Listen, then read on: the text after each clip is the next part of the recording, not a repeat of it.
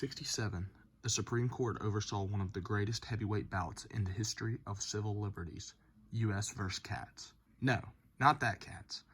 Charles KATZ was a computer engineer in California, but he was extremely well known as one of the nation's best sports bettors. KATZ was especially well known in the field of college basketball.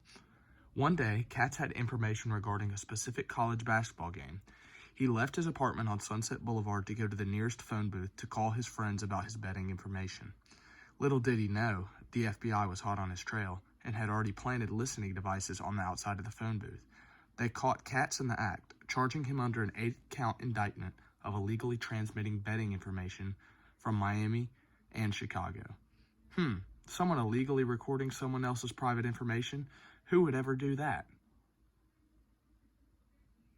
After losing at the appeals courts, KATZ's case went to the Supreme Court. KATZ argued that the FBI violated the Fourth Amendment by performing an illegal search and seizure to obtain the evidence against him. The FBI argued that the evidence was obtained illegally in a public area, therefore it was not an infringement of KATZ's rights, because the FBI has never done anything wrong, right?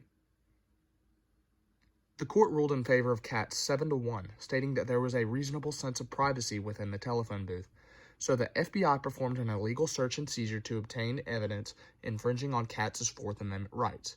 Well, how can you remember this case, other than the fact that it is one of the greatest Supreme Court cases of all time that everyone should know?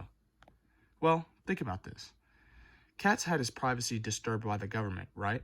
Well, if you have a cat and you pet it while it's sleeping and it wakes up, then you are infringing on your cat's privacy, you low-life loser. So don't do it. It's not cool. If you haven't been listening to a word I've said, let me sum it up for you. KATZ was the victim of an illegal search and seizure by the FBI when they secretly recorded his conversation in a telephone booth.